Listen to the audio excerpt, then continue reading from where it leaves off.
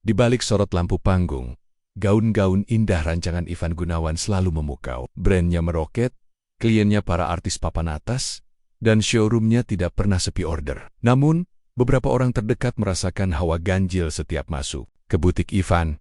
Mereka bercerita bahwa di ruang fitting tertentu, sering tercium bau anyir seperti bunga melati busuk. Suara-suara berbisik juga terdengar, meski tak ada siapa-siapa. Kabar ini sampai ke telinga Denny Darko, seorang mentalis yang juga dikenal kerap membongkar praktik gaib artis. Ia mendapat kiriman DM anonim. "Bang Denny, tolong bongkar Ivan Gunawan. Butiknya ada perewang gaib. Kami pegawai takut, banyak yang sakit mendadak." Denny tak langsung percaya. Ia tahu gosip di dunia selebritas bisa saja fitnah.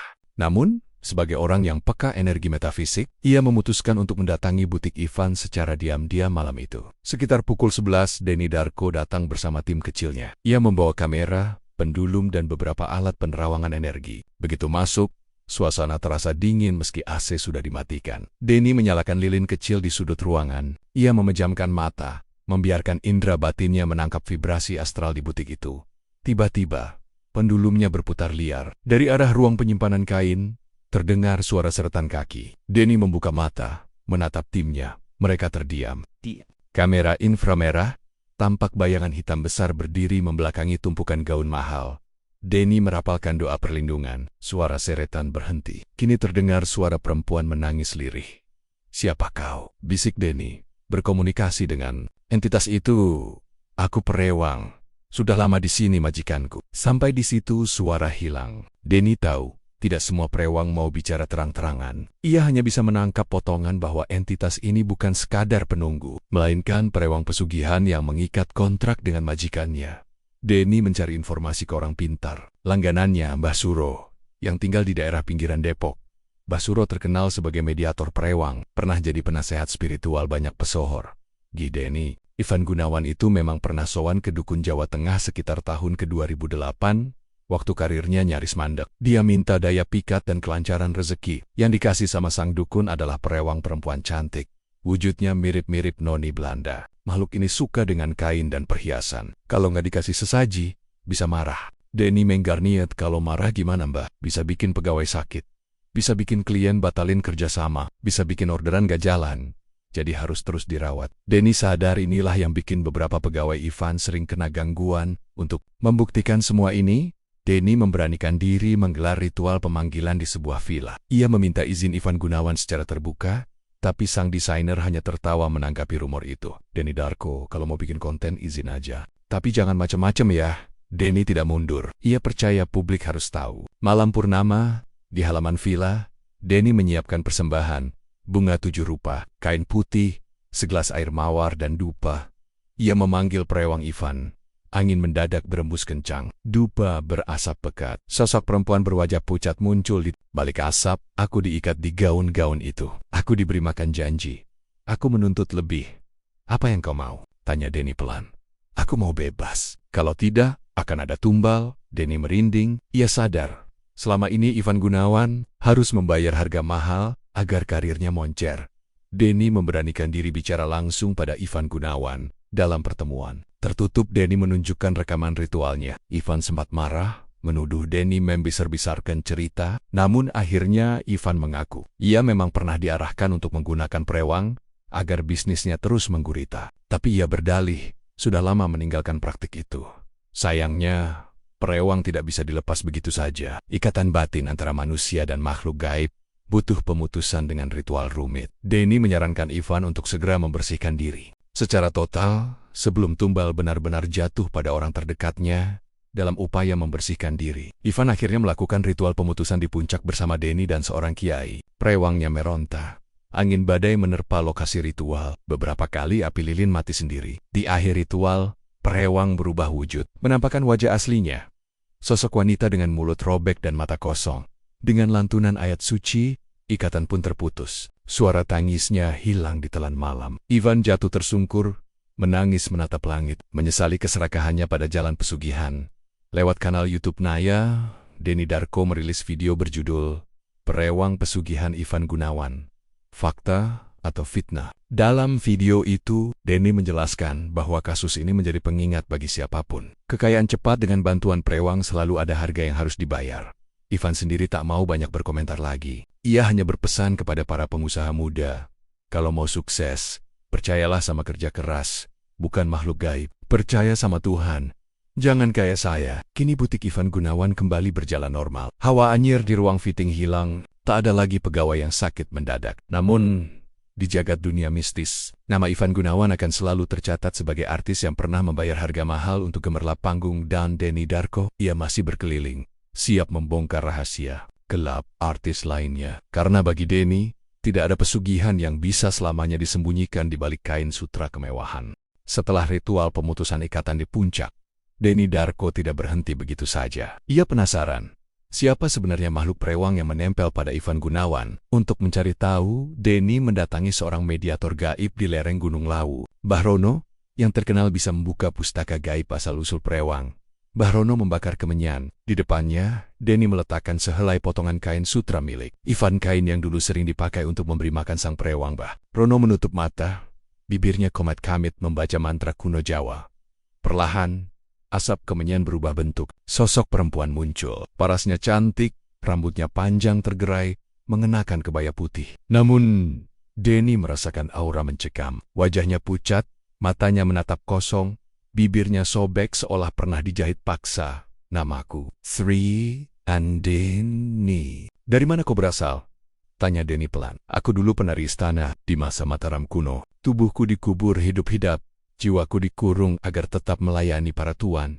Ternyata, prewang ini bukan makhluk biasa. Ia adalah arwah terikat dari zaman kerajaan, dijadikan budak pesugihan oleh keturunan-keturunan paranormal Jawa. Sri Andini punya keahlian, mengundang daya pikat, menutup aura pesaing, dan menarik klien untuk jatuh hati pada rancangan majikannya. Sri Andini bercerita bahwa setiap gaun atau kain yang dipakai Ivan Gunawan selalu dititipi energi gaib. Klien yang memakai rancangan itu, tanpa sadar, akan merasa terikat batin pada Ivan, selalu ingin kembali memesan.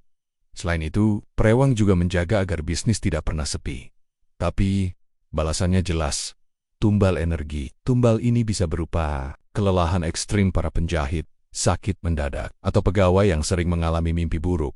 Kadang, jika Ivan lupa memberikan sesaji kembang, dupa, atau bau-bauan tertentu, Sri Andini menampakkan diri. Beberapa pegawai butik pernah melihat bayangan perempuan berkebaya duduk di atas meja kating kain, menyisir rambut sambil tertawa pelan. Dia bukan jin biasa. Jelas Mbah Rono.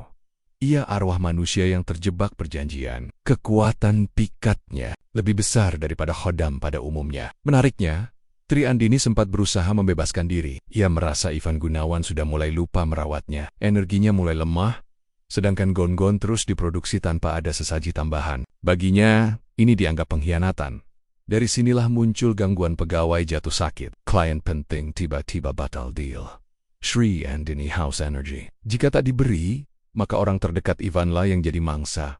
Denny Darko, melalui penerawangan, sempat melihat wujud asli Sri Andini. Sosoknya bukan lagi perempuan cantik, melainkan rambut hitam legam sepanjang pinggang, berlumur tanah, wajah putih pucat dengan senyum miring, bibir robek panjang sampai ke pipi, mata hitam kosong, bola matanya tampak retak seperti kaca pecah, tangan kurusnya memegang sisir kayu. Selalu disisirkan pada rambutnya sambil menyenandungkan tembang Jawa kuno. Banyak mediator percaya wujud aslinya begini karena ritual pengurungan jiwanya dulu dilakukan dengan cara kejam. Separuh tubuhnya dikubur hidup-hidup agar raganya mati, tapi arwahnya terus bisa diikat. Sri Andini tidak pernah tidur. Ia bersemayam di pojok ruangan butik, di antara rak kain sutra mahal. Siapapun yang peka, kalau datang larut malam, akan mencium bau anyir dan mendengar tembang Jawa lirih di antara gemericik AC. Meski Denny sudah membantu Ivan memutuskan ikatan di puncak, banyak spiritualis bilang Sri Andini tidak sepenuhnya pergi. Sebagian energi arwahnya masih tertinggal pada beberapa koleksi gaun yang sudah terjual ke klien-klien elit. Itulah kenapa sampai sekarang masih ada kabar gaun tertentu bikin pemiliknya sering mimpi buruk atau mengalami hal aneh. Denny menutup videonya dengan kalimat, "Hati-hati jika Anda meminjam tenaga gaib. Mereka tidak pernah benar-benar pergi. Ada bagian dari mereka yang akan selalu menuntut balas." Setelah ritual pemutusan di puncak, Denny Darko masih merasa ada yang belum beres. Ia mendatangi Mbah Rono lagi untuk memastikan Apakah benar tumbal Sri Andini sudah selesai? Mbah Rono hanya menatap langit. Tumbal pesugihan itu bukan cuma tumble naik. Kadang tumbal bisa berupa energi, keberuntungan, bahkan warisan karir. Jadi, kalau ikatannya tidak tuntas, apa yang akan terjadi? Tanya Denny. Akan ada jiwa yang diambil. Kalau tidak keluarga, ya orang terdekat. Mbah Rono kemudian meramal. Ia melihat bayangan siluet. Seorang penjahit perempuan, sering lembur di butik. Seorang pegawai admin, wajahnya pucat, sering pingsan. Dan seorang sahabat lama Ivan, yang belakangan sering datang untuk berutang. Semuanya punya benang merah. Mereka kerap berada di ruang fitting tempat Sri Andini bersemayam. 2 bulan setelah ritual puncak, kabar mengejutkan muncul. Seorang penjahit senior bernama Bu Imah ditemukan pingsan di ruang pola. Di samping tumpukan kain sutra putih. Awalnya dikira kelelahan. Tapi setelah sadar, Bu Imah histeris. Ia mengaku melihat perempuan berkebaya duduk di atas mesin jahit sambil menatapnya. Dia bilang, "Aku ambil lelahmu, aku makan sisa hidupmu." Tak lama, kondisi Bu Imah menurun drastis. Dokter bingung. Tak ada riwayat penyakit, tapi organ tubuhnya seolah dimakan perlahan. Beberapa orang percaya Sri Andini menagih tumbal energi pada Bu Imah karena Bu Imah sering lembur semalaman di ruangan yang jadi sarang prewang. Tumbal berikutnya, Raka, admin keuangan. Raka terkenal paling rajin mengurus semua transaksi. Butik, dialah yang sering mengecek pemasukan dari klien-klien Sultan. Suatu malam, Raka pulang lembur dan tertidur di sofa butik. Dalam mimpinya, ia melihat ruangan showroom berubah menjadi hutan gelap. Di sana, Sri Andini berdiri di bawah pohon beringin. Wajahnya cantik, tapi matanya hitam dan air matanya darah. "Raka, hutang harus dibayar. Kau suka hitung uang kan? Sekarang aku hitung jiwamu."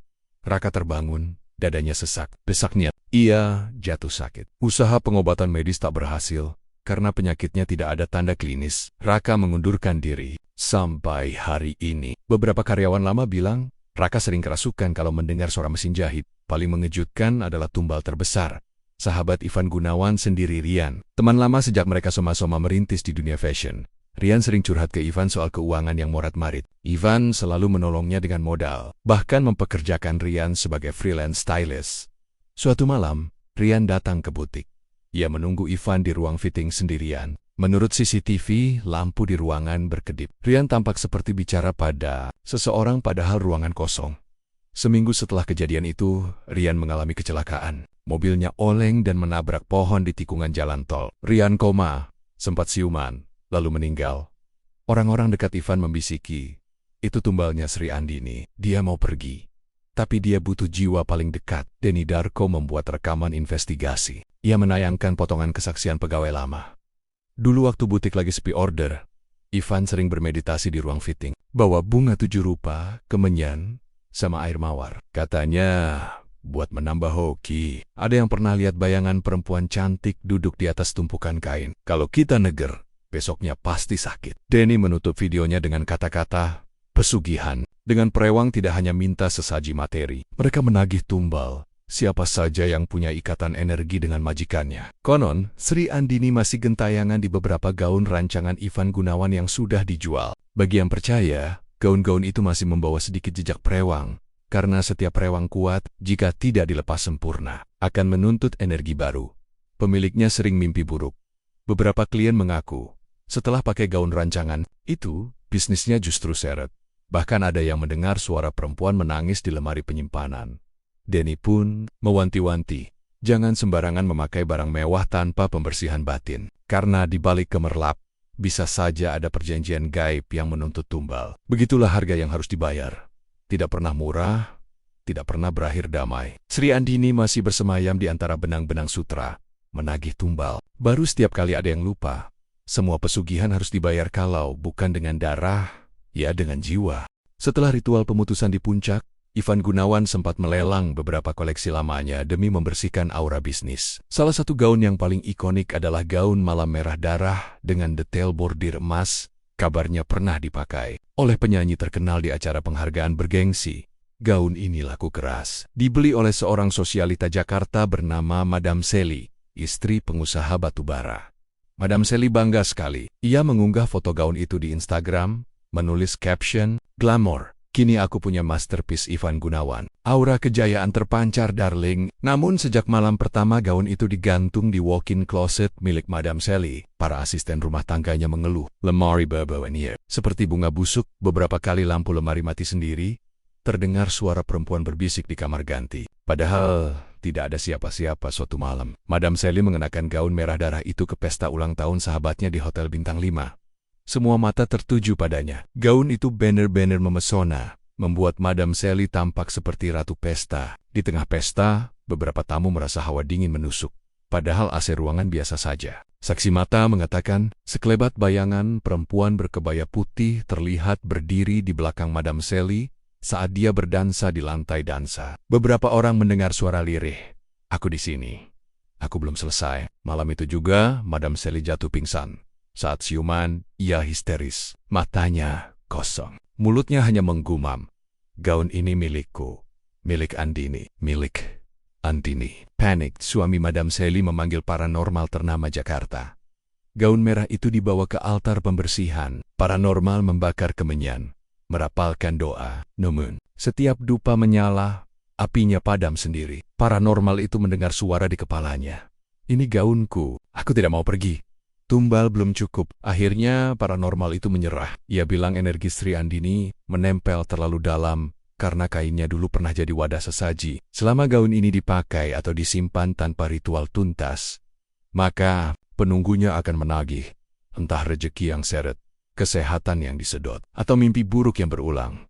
Madam Sally ketakutan. Ia berusaha menjual kembali gaun itu ke kolektor mode di luar negeri. Tapi setiap kali pembeli transfer uang muka, selalu batal.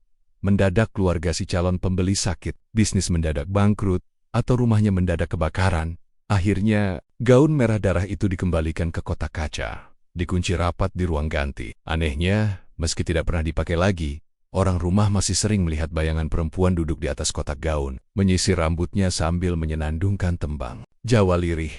Konon suara Sri Andini terdengar jelas. Aku suka gaun ini. Aku suka perempuan yang tamak. Aku DC. Tak hanya gaun merah.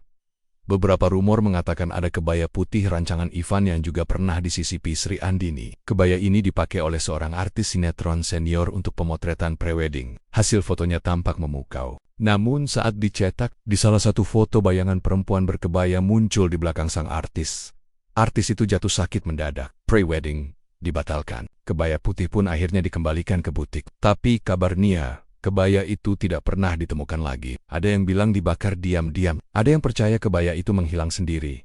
Mendengar kabar gaun terkutuk Sri Andini, Darko kembali turun tangan. Ia menyarankan, semua koleksi lama Ivan Gunawan yang terindikasi wadah prewang harus diritualkan ulang, atau dikubur bersama media penutup energi, seperti bunga 7 rupa dan keris kecil. Selama gaun itu masih disimpan untuk status, energi prewang akan hidup terus, karena pesugihan tidak pernah mati, hanya pindah wadah. Kini, di kalangan sosialita Jakarta, nama gaun merah darah Ivan Gunawan menjadi urban legend. Orang-orang kaya yang pernah menawar gaun itu memilih mundur. Beberapa pembeli potensial bahkan percaya siapapun yang menyimpan gaun itu akan ditempeli aura Sri Andini. Rezeki tampak lancar di awal, tapi ujungnya akan diminta bayar dengan tumbal yang tak terduga. Kisah ini menjadi pelajaran. Di balik keindahan kain mewah, bisa ada kontrak gaib yang tidak pernah putus. Untuk mendapatkan kisah selanjutnya, jangan lupa like, komen, dan subscribe.